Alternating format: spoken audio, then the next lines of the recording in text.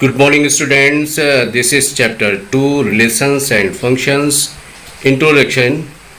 आज की क्लास में आपका इस एक्सरसाइज का इंट्रोडक्शन होगा। तो देखिए इस जो ये चैप्टर है रिलेशन एंड फंक्शन, ये अभी इंट्रोड्यूस हुआ है और 12th क्लास में भी इसका बहुत बड़ा रोल है। 12th क्लास में जितने भी चैप्टर्स आप पढ़ेंगे कहीं ना कहीं पे फंक्शन, रिलेशंस, इन सब का जिक्र हो रहा होगा। 12th क्लास में आप जितने भी चैप्टर्स पढ़ेंगे उन सभी चैप्टर्स में कहीं ना कहीं इन जो रिलेशंस हैं, फंक्शंस हैं, इनका कहीं ना कहीं यूज़ हो रहा होगा। चाहे आप ट्रिग्नोमेट्री पढ़ेंगे, चाहे कैलकुलस पढ़ेंगे, हर जगह आप देखेंगे कि रिलेशन एंड फंक्शन एक मेन इम्पॉर्टेंट रोल है इसका। तो इसलिए इस चैप्टर को बहुत ध्यान से पढ़ना है। जब हम लोग कई बार क्लास 12th में भी जब ये रिलेशन एंड फंक्शन का चैप्टर है आपका, तो वहाँ पे भी हमें ज़रूरत पड़ जाती है कि क्लास 11th में जो रिलेशंस एंड फंक्शंस है उसको इंट्रोड्यूस किया जाए। देखिए यहाँ पे बहुत सारी ऐसी टर्मिनोलॉजी है जिससे आपकी फ़र्स्ट टाइम उससे आप इंट्रोड्यूस हो रहे हैं। जैसे कि यहाँ पे डोमेन क्या होता है फंक्शन का, रेंज क्या होता है, को डोमेन क्या होता है, इन सबको आपकी जानकारी होनी चाहिए। तो चलिए इंट्रो पार्ट शुरू कर लेते हैं। We will learn how to create a relation between two sets by linking pair of objects from two sets. We will learn how a relation qualifies for being a function. देखिए relation ही जो function होता है वो भी एक तरह का relation ही होता है। तो देखिए यहाँ पे जैसे दो सेट है, कोई आपके एक सेट ए हो जाता है, इसमें 1 और 2 एलिमेंट है, और दूसरा सेट आपका बी हो जाता है, इसमें 2 और 3 ये एलिमेंट्स है। क्रॉस प्रोडक्ट निकालने के बाद जो पेयर्स बनते हैं उनमें हमें रिलेशन देखना होता है कि फर्स्ट सेट के एलिमेंट का दूसरे सेट के एलिमेंट से किस तरह का रिलेशन है, यही आपका रिलेशन कहलाता है। अब देखिए फंक्शन कोई अलग चीज़ नहीं है, function is a special kind of relation. Function भी क्या है, रिलेशन ही है। कुछ खास तरह का रिलेशन होता है तो उसको हम फंक्शन बोल देते हैं। Now Cartesian product of two sets, अभी हम लोग क्या है रिलेशन की बात करेंगे सिर्फ। और रिलेशन में क्या अभी बताया कि दो जो नॉन इम्पीडिंग सेट होते हैं they R P and Q. ये जो पी क्रॉस क्यू होता है ये कार्टेशियन प्रोडक्ट कहलाता है। Set of all ordered pair of element from P and Q, जैसे ये पी क्रॉस क्यू निकाला गया है तो ये जो पी स्मॉल पी है ये इस सेट से रिलेटेड एलिमेंट है, और जो स्मॉल क्यू है वो इस सेट से रिलेटेड एलिमेंट है। And P belongs to P and Q belongs to Q। फिर देखिए एक एग्जांपल लेके आपको बता देते हैं कि कार्टेशियन प्रोडक्ट आप कैसे निकालते हैं। सपोज करिए दो सेट आपका P में क्या हो गया, P में हमारा एलिमेंट हो गया 1 और 2 हो गया। P में जो एलिमेंट है 1 2 है, और Q में एलिमेंट है 3 और 4 एलिमेंट है। अब इसका अगर क्रॉस प्रोडक्ट निकालते हैं मींस कार्टेशियन प्रोडक्ट निकालते हैं तो P क्रॉस Q क्या होगा, ये हमारा हो जाता है सेट। देखिए 1 का 3 के साथ पेयर बनेगा, फिर 1 का 4 के साथ बनेगा, तो ये 1 3 देन 1 4, इसके बाद आता है आपका 2 3 एंड 2 2 4। तो ये देखिए आपका कार्टेशियन प्रोडक्ट हो जाता है। 1 का पहले 3 के साथ, फिर 1 का 4 के साथ, फिर 2 का 3 के साथ, फिर 2 का 4 के साथ। तो यही देखिए ऑर्डर, अभी जो ऑर्डर्ड पेयर की बात कर रहे थे ये ऑर्डर्ड पेयर्स यही है। एक ऑर्डर में कार्टेशियन प्रोडक्ट निकाला जाता है। Let A and B B two non empty sets, then any subset R of A cross B is a relation from A to B if A B belongs to R। R मतलब उस रिलेशन में belong करता है। If A B belongs to R it means वो उस रिलेशन में बिलोंग करता है। Then we write A R B। देखिए हम कैसे लिख सकते हैं, A R B ऐसे लिख सकते हैं। इट मीन्स इसको पढ़ेंगे कैसे, A is related to B। देखिए domain and range of a relation, इस पर थोड़ा ध्यान देना है आपको। If R is a relation from A to B, then set A of the first element in R is called domain, and set of all the second element in R is called the range.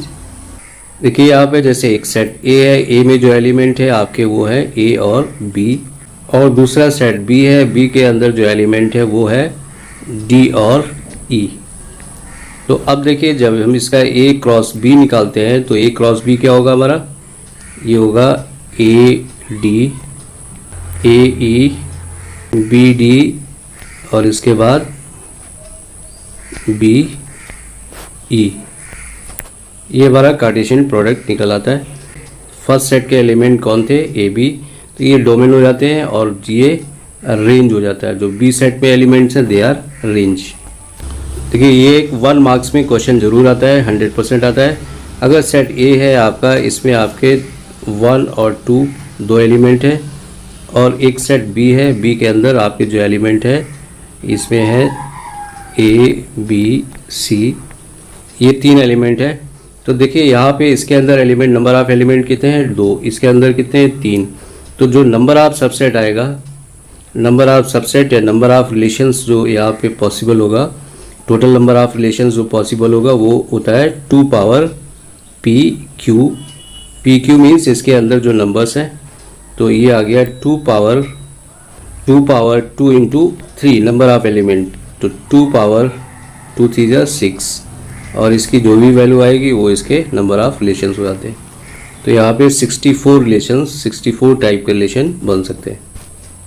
चलिए यहीं पे inverse of relation के बारे में भी समझ लेते हैं। देखिए इन्वर्स ऑफ रिलेशन सिंपल सा है, let A B 2 sets, let R be a relation from A to B. अगर ए टू बी का रिलेशन है तो वो सीधा रिलेशन होता है, और इन्वर्स रिलेशन में क्या है, बी टू ए हो जाता है।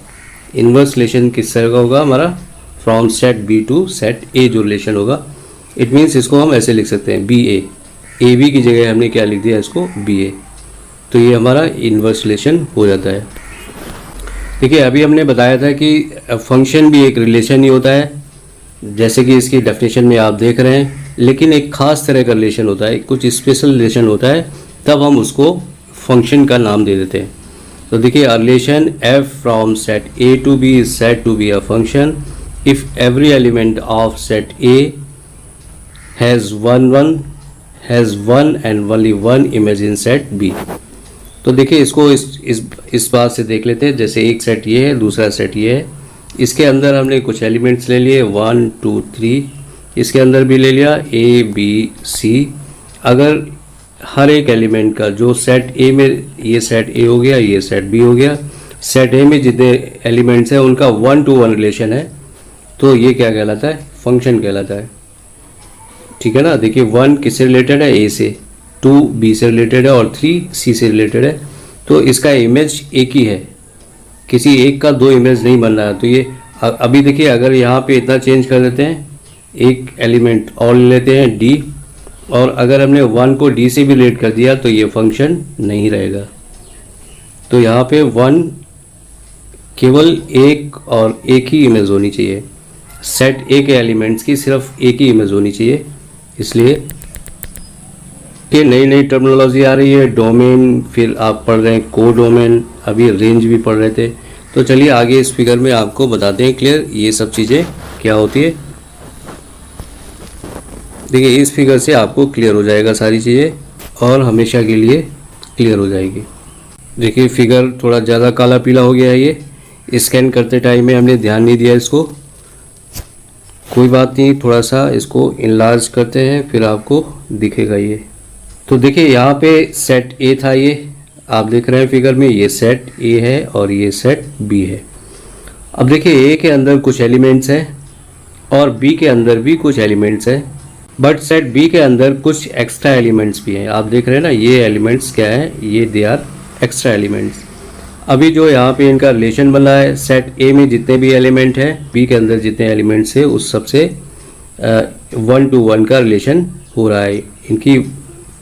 अब देखिए ये जो एलिमेंट बच जाते हैं, अब यहाँ पे ध्यान देना है आपको, इस चीज़ को ध्यान देना, तो हमेशा के लिए रेंज और को डोमेन में क्या है डिफरेंस होता है वो समझ में आ जाएगा आपका।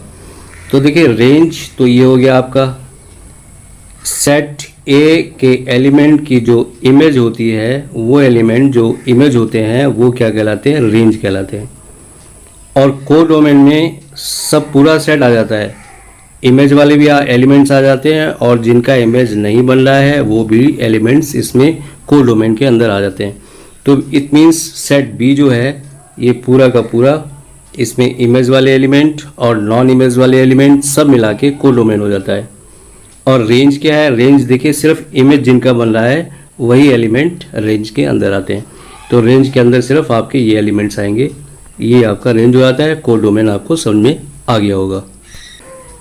देखिए two functions f and g are said to be equal if domain of f equal to domain of g, codomain of f equal to codomain of g। ये इक्वल होने चाहिए तभी दोनों फंक्शन इक्वल होते हैं।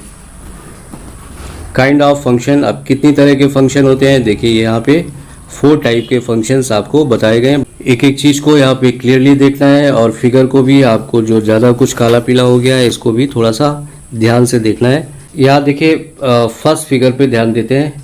यहाँ पे क्या है? Range equal to codomain. Range equal to codomain कब होगा? जब आपका सेट बी में कोई एक्स्ट्रा एलिमेंट नहीं होंगे। तो देखिए यहाँ पे क्या है? रेंज भी यही है और कोडोमेन भी सेम है। अगर कुछ एक्स्ट्रा एलिमेंट भी होते हैं तो वो कोडोमेन के अंदर वो भी आ जाते हैं, बट रेंज के अंदर सिर्फ वही आते हैं जिनका जो इमेज किसी न किसी एलिमेंट का इमेज होता है, वही आपका सिर्फ रेंज होता है। तो देखिए यहाँ पे 1 to 1 आप देख रहे हैं ना कि यहाँ पे जो सेट ए के अंदर एलिमेंट है इसका एक ही इमेज बन रहा है, हर एक एलिमेंट का यहाँ पे सिंगल इमेज बन रहा है।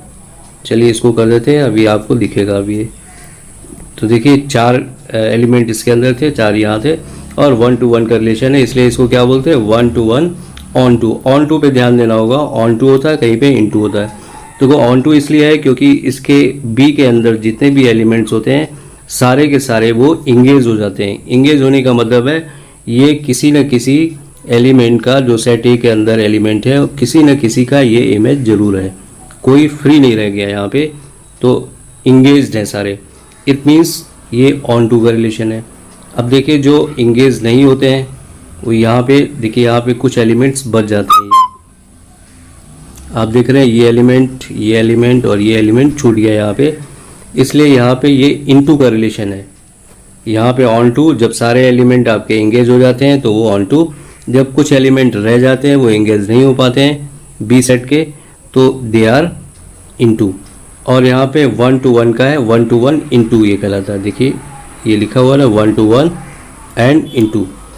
और यहाँ पे देख रहे हैं, देखिए आज ज़्यादा एलिमेंट थे इसलिए रेंज क्या है? सबसेट है कोडोमेन का, बट यहाँ पे रेंज इक्वल टू कोडोमेन था।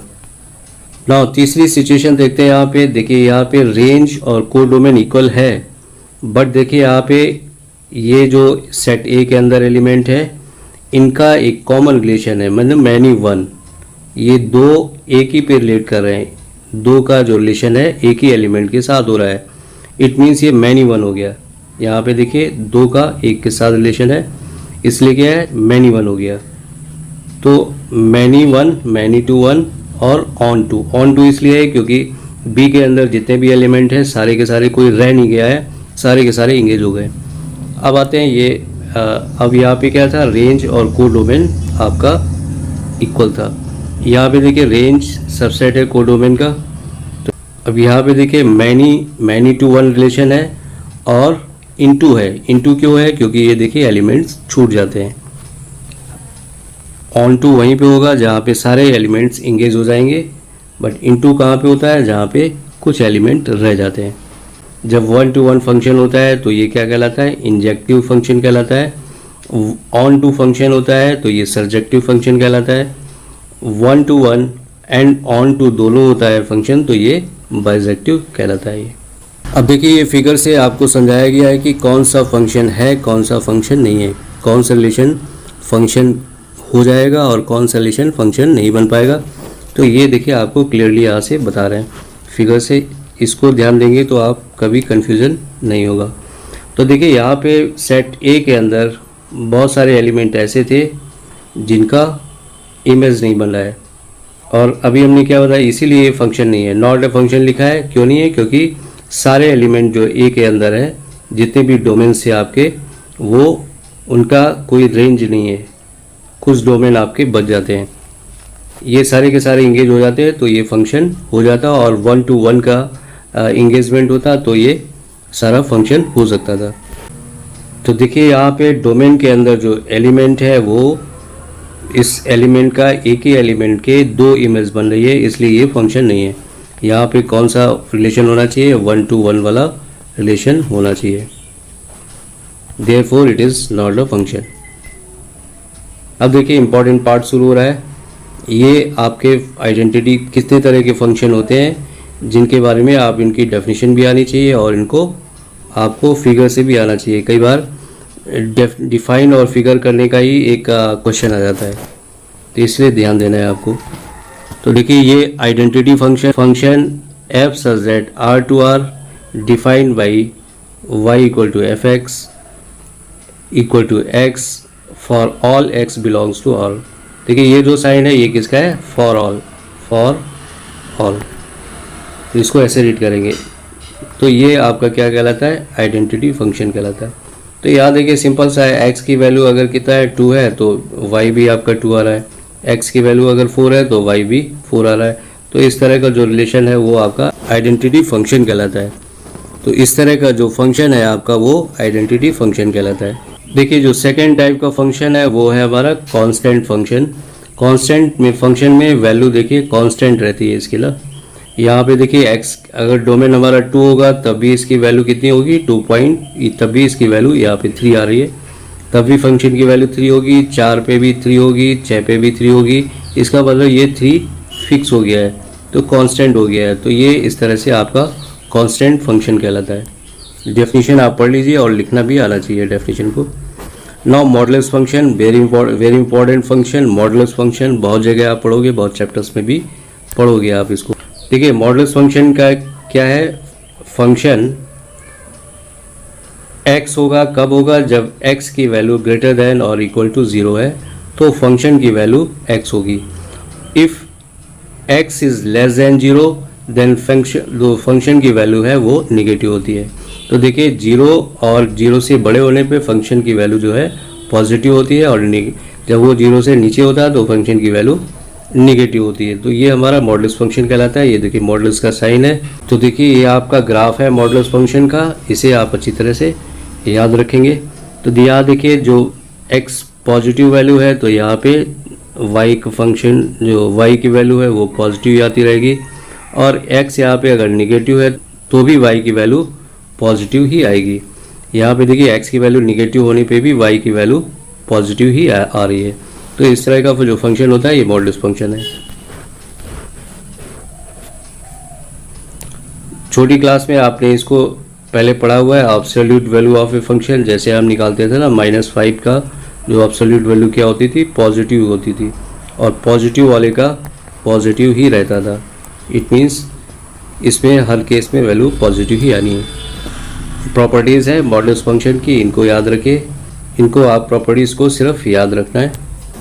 नाउ सिग्नम फंक्शन देखिए बहुत इंपॉर्टेंट फंक्शन है। किसी फंक्शन में अगर x की वैल्यू पॉजिटिव है, 0 से ग्रेटर है, तो उस फंक्शन की जो वैल्यू है वो 1 रहेगी, 1 कांस्टेंट रहेगी। x की कोई भी वैल्यू हो, कोई भी पॉजिटिव कितनी भी वैल्यू हो, x की वैल्यू अगर 0 है तो 0 पे उस फंक्शन की वैल्यू 0 रहती है, और अगर x की वैल्यू 0 से कम है तो वो -1, ये एक कांस्टेंट ही रहेगी। तीनों केसेस में ये वैल्यू आपकी फिक्स रहती है। तो देखिए ग्राफ से इस चीज़ को देख लेते हैं। देखिए ग्राफ में भी क्लियरली दिख रहा है कि x की वैल्यू यहाँ इंक्रीज करती जाएगी, लेकिन फंक्शन आपका जो वैल्यू है x अगर पॉजिटिव है तो 1 ही रहेगा, 1 पे ये कांस्टेंट है, फंक्शन की वैल्यू 1 ही रहेगी। इन द सेम वे 0 पे 0 रहेगी, और अगर ये फंक्शन इधर x की वैल्यू निगेटिव है तो फंक्शन की वैल्यू -1 पे ही फिक्स रहती है। ये सिग्नम फंक्शन कहलाता है। Greatest integer function, next function is greatest integer function. इसमें देखिए आपको कुछ एग्जांपल लेके बता देते हैं ताकि आपको समझने में सहूलियत हो। ग्रेटेस्ट इंटीजर फंक्शन को आप इस तरह से रिप्रेजेंट करेंगे, ये स्क्वायर ब्रैकेट्स के अंदर x को लिखा जाता है, तो इट मीन्स ये ग्रेटेस्ट इंटीजर फंक्शन हो गया है। मॉडुलस फंक्शन में फ़र्क था, मॉडुलस में फंक्शन में इस तरह से लिखा जाता है, और ग्रेटेस्ट इंटीजर फंक्शन को ऐसे लिखते हैं। तो देखिए ग्रेटेस्ट इंटीजर फंक्शन क्या है, अगर किसी x की वैल्यू हमारी 2.2 है 2.5 है, 2.6 है, 2.9 है। तो देखिए हर केस में जो ग्रेटेस्ट इंटीजर फंक्शन आएगा, इसका भी आंसर 2 होगा, इसका भी आंसर 2 होगा, इसका भी आंसर 2 होगा और इसका भी आंसर 2 होगा। उस रेंज में जितने भी इंटीजर्स आ रहे हैं उसमें ग्रेटेस्ट इंटीजर कौन सा है, पहले वाला ग्रेटेस्ट इंटीजर कौन सा है उसको लेना होता है, नेक्स्ट वाला आगे वाला नहीं लेना है। जो इंटीजर ये होल नंबर में वैल्यू आ जाती है वही ग्रेटेस्ट इंटीजर फंक्शन होता है। जैसे 5.2 है, 5.6 है, तो भी यहाँ ग्रेटेस्ट इंटीजर कौन सा है आपका, नंबर लाइन पे देखते हैं ना, यहाँ पे 1, जैसे ये 0 है, 0, 1, 2, 3, 4, 5, तो 5.5 भी यहाँ पे ही लाई करेगा। इसलिए देखिए इसका ग्राफ भी आपको समझ में आ जाएगा एग्जाम्पल से। यहाँ देखिए 2 के बाद जितनी भी वैल्यू है इन सब के लिए वैल्यू क्या होगी, 2 ही होगी। ये जो ब्लैक है ब्लैक वाला ही होगा। जैसे 0 पॉइंट समथिंग है, 0 पॉइंट समथिंग कुछ भी होगा, उसके लिए जो ग्रेटेस्ट इंटीजर फंक्शन वैल्यू है वो क्या होगी, 0 होगी। तो ये आपका ग्रेटेस्ट इंटीजर फंक्शन का ग्राफ है। इन सब ग्राफ को अच्छी तरह से प्रैक्टिस करनी है इनकी और आपको याद रखना है। यहाँ देखिए ग्रेटेस्ट इंटीजर फंक्शन की कुछ प्रॉपर्टीज़ हैं, इनको आप देख लीजिए। अगला फंक्शन है हमारा, ये है एक्सपोनेंशियल फंक्शन। देखिए जो फंक्शन इस फॉर्म में होते हैं f(x = a पावर x), देखिए a should be always greater than 0 but a should not be equal to 1। इसके देखिए जो डोमेन होते हैं, डोमेन मीन एक्स एक्सिस पे जो वैल्यू है वो ये फंक्शन चलता रहेगा हमेशा, इससे आगे भी जाता रहेगा, इस इधर भी आगे जाता रहेगा। तो x इसीलिए रियल नंबर्स है, रियल नंबर में सारे नंबर्स आ जाते हैं, बट रेंज इसका क्या है, 0 to इन्फिनिटी। नेक्स्ट है हमारा लॉगरिथमिक फंक्शन है, f(x = log a base x)। यहाँ पे भी a should be greater than 0 but a should not be equal to 1। तो यहाँ देखिए जो डोमेन है इसका वो क्या होगा, 0 to इन्फिनिटी होगा। डोमेन मीन्स जो x एक्सिस पे जो इसकी वैल्यू है वो 0 से लेके इन्फिनिटी तक है। और जो रेंज है यहाँ पे ये क्या है, रियल नंबर्स है। तो आप देख रहे हैं जो अभी आपने एक्सपोनेंशियल फंक्शन पढ़ा था उसका जस्ट ये अपोजिट है। ये एक्सपोनेंशियल फंक्शन में ये हमारा डोमेन होता था और ये रेंज होता था, और उसका जस्ट ये अपोजिट है। और इसका ग्राफ भी देख रहे हैं, उसी के अपोजिट ग्राफ है इसका। तो ये ग्राफ देखिए लॉगरिथमिक फंक्शन को रिप्रेजेंट करता है। देखिए एक्स एक्सिस पे जो इसकी वैल्यू होगी 0 से लेके इन्फिनिटी तक होगी, इसलिए इसका जो डोमेन है वो 0 to इन्फिनिटी होता है। और रेंज देखिए यहाँ पे y एक्सिस पे क्या है, ये y एक्सिस पे चलता रहेगा, वैल्यू इसकी आती रहेगी, इसलिए नेगेटिव वैल्यू भी आएगी और पॉजिटिव। इसलिए ये जो रेंज है इसका रेंज क्या था, ये एक रियल नंबर था। देखिए डोमेन, कोडोमेन, ये आपको एक बार और डिफाइन कर देते हैं ताकि आपको हमेशा के लिए ये याद रहे। तो देखिए जैसे हमने यहाँ पे कुछ एलिमेंट्स लिख लिए 1 2 3 E C D E, इन एलिमेंट्स को हमने यहाँ पे लिख लिया। ये हमारा सेट A हो गया और ये सेट B हो गया। तो देखिए यहाँ पे अगर 1 का A से रिलेशन है और 2 का B से रिलेशन है और 3 का C से रिलेशन है, तो यहाँ पे देखते हैं हम कि जो डोमेन है हमारा, डोमेन हो गया आपका 1 2 3। डोमेन क्या हो गया आपका, ये हो गया 1 2 3। और जो रेंज है, रेंज क्या हो गया, रेंज हो गया हमारा A B और C, ये 3 रेंज हो गए। इसके अलावा जो कोडोमेन है, कोडोमेन क्या हो जाता है, कोडोमेन में आपके सारे एलिमेंट आ जाते हैं, A B C D E, ये सारे के सारे एलिमेंट आपके कोडोमेन में आ जाते हैं। अब देखिए एक रिलेशन जो है फंक्शन कब होगा आपका, जैसे यहाँ पे हमारे एलिमेंट हो गए 1 2 3, यहाँ पे हो गया A B C। तो देखिए इनका 1 to 1 रिलेशन होना ज़रूरी है। ये B से रिलेटेड है और 3 C से रिलेटेड है, ये हमारा फंक्शन होता है। लेकिन अगर एक ही एलिमेंट के 2 इमेज हो जाती है, सपोज करिए A की एक इमेज यहाँ पे बन रही है A के साथ और एक इमेज इसका B के साथ भी बन रही है, तो इट मीन्स ये फिर फंक्शन नहीं होता है। जो फंक्शन के लिए रिलेशन क्वालिफाई कर रहा था अब ये क्वालिफाई नहीं करेगा। अब देखिए मैनी वन वाला केस पॉसिबल है, जैसे इसके अंदर एलिमेंट है 1 1 2 3 4, यहाँ पे A B C ये एलिमेंट है। तो 1 का A के साथ रिलेशन है, 2 का भी A के साथ रिलेशन है, और 3 का B के साथ है, और 4 का C के साथ है। तो यहाँ पे देखिए ये मैनी 1, ये कौन सी कंडीशन है, मैनी टू 1, और ऑन टू भी है, इसलिए ये रिलेशन फंक्शन के लिए क्वालिफाई हो जाता है। तो इन चीज़ों को बहुत ध्यान देना है। देखिए एक छोटा सा आप याद रखेंगे कि ऐसा वाला रिलेशन फंक्शन नहीं कहलाता है, बट ये वाला पॉसिबल है। इस तरह का जो रिलेशन है, जैसे यहाँ देखिए ये वाला बन रहा था ना, ये साइन बन रहा था, मीन्स ये साइन बन रहा था, ये वाला फंक्शन है, बट ये वाला फंक्शन के लिए क्वालिफाई नहीं करता है। तो चलिए आज की क्लास यहीं पे ख़त्म करते हैं। नेक्स्ट क्लास में आपसे फिर से मिलेंगे, तब तक के लिए thank you, have a nice day.